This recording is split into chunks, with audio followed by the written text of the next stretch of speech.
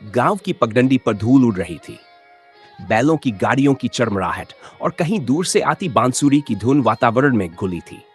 बारिश के बाद मिट्टी की सौंधी महक पूरे गांव में फैली हुई थी। मगर चौधरी राम खेलावन के पुराने घर का आंगन अजीब सी चुप्पी में डूबा था।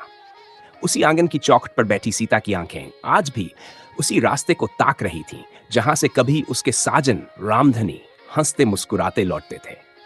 वह आंगन कभी गांव का सबसे चहल पहल वाला आंगन था।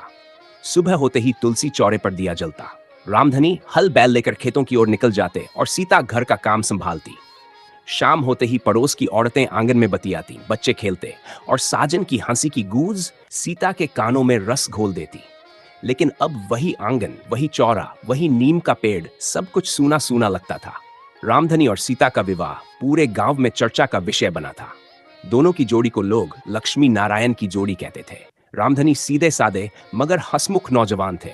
उनकी बातों में मिठास थी और चेहरे पर मासूमियत।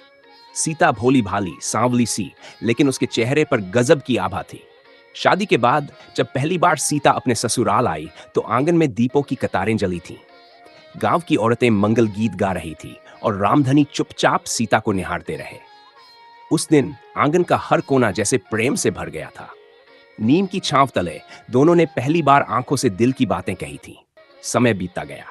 सरसों के खेतों की पीली चादर के बीच जब रामधनी सीता को संग लेकर जाते तो लगता मानो पूरा गांव उनकी हंसी में शामिल हो गया हो। आम के बगीचे में झूला डालकर जब वे दोनों सावन की बूंदों में भीगते तो आंगन की मिट्टी भी उनकी खुशबू में महक उठती। लेकिन जीवन हमेशा एक जैसा नहीं रहता। एक दिन गांव में महामारी फैली। पहले कुछ लोग बीमार पड़े, फिर धीरे धीरे कई घर उजड़ गए। रामधनी भी इस महामारी की चपेट में आ गए। सीता ने जी जान लगाकर उनकी सेवा की, मंदिर में घंटों प्रार्थना की, तुलसी चौरे पर दीपक जलाया, मगर किस्मत को कुछ और ही मंजूर था। एक रात आंगन में चांदनी बिखरी थी। रामधनी खाट पर लेटे लेटे धीरे से बोले, सीता, अगर मैं न रहूं तो तू टूटना मत। ये आंगन, ये घर, ये चौखट सब तुझसे ही बसेरा पाएंगे। सीता की आंखों से आंसू बहते रहे, पर उसने उनका हाथ कसकर पकड़े रखा। कुछ ही देर बाद रामधनी ने अंतिम सांस ली और वह आंगन जो कभी हंसी से गूंजता था मातम में डूब गया। उस रात के बाद से आंगन जैसे सूना हो गया। तुलसी चौरे का दीपक बुझ सा गया, नीम की छांव उदास हो गई और सीता का मन सूना पड़ गया। गांव की औरतें आती, उसे डांडस बंधाती, लेकिन सीता की आंखों से आंसू रुकते नहीं। बरसात आती तो उसे याद आता कैसे रामधनी पहली बूंदों में उसे आंगन में खींच लाते थे। सावन का झूला अकेला झूलता रह जाता। दीपावली आती तो दियों की रोशनी अधूरी लगती। होली के रंग फीके पड़ जाते। अब आंगन में केवल सन्नाटा था।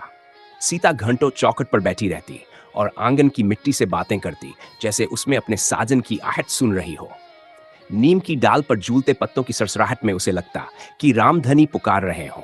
दिन, महीने और साल बीते रहे, लेकिन सीता का जीवन जैसे उसी रात पर थम गया।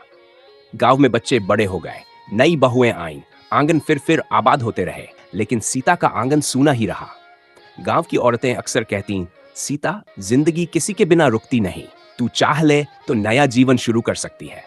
मगर सीता बस मुस्कुरा देती। उसका जवाब हमेशा यही होता, मेरे जीवन का दीपक तो बुझ चुका, अब यह आंगन ही मेरा सहारा है।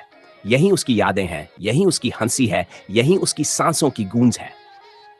वर्षों बाद जब गांव में सावन का मेला लगा, सब लोग झूले पर झूम रहे थे। सीता भी धीरे धीरे आंगन से निकलकर मेले तक पहुंची। बच्चों की खिलखिलाहट सुनकर उसकी आंखों में आंसू आ गए। उसे याद आया, कभी उसका भी जीवन ऐसा ही रंगीन था, मगर इस बार उसकी आंखों में दर्द के साथ साथ शांति भी थी। उसने मन ही मन महसूस किया कि उसका साजन भले ही चला गया हो, मगर उसकी यादें हर जगह बसी हैं। आंगन की मिट्टी में, तुलसी चौरे में, नीम की छांव में, सरसों के खेतों में। सीता ने आकाश की ओर देखा। चांदनी बिखरी थी। उसे लगा जैसे रामधनी मुस्कुराते हुए कह रहे हो, मैं तो यही हूं सीता, तेरे आंगन में, तेरी सांसों में, तेरे जीवन की हर धड़कन में। गांव का आंगन आज भी वही है।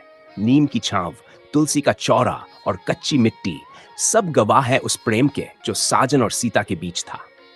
भले ही रामधनी इस दुनिया से चले गए हों, लेकिन उनका प्रेम और उनकी यादें आज भी उस आंगन में जीवित है। मृत्यु प्रेम को बांध नहीं सकती। सच्चा प्रेम कभी खत्म नहीं होता। वह स्मृतियों में, आंगन की दीवारों में और हृदय की धड़कनों में हमेशा जिंदा रहता है।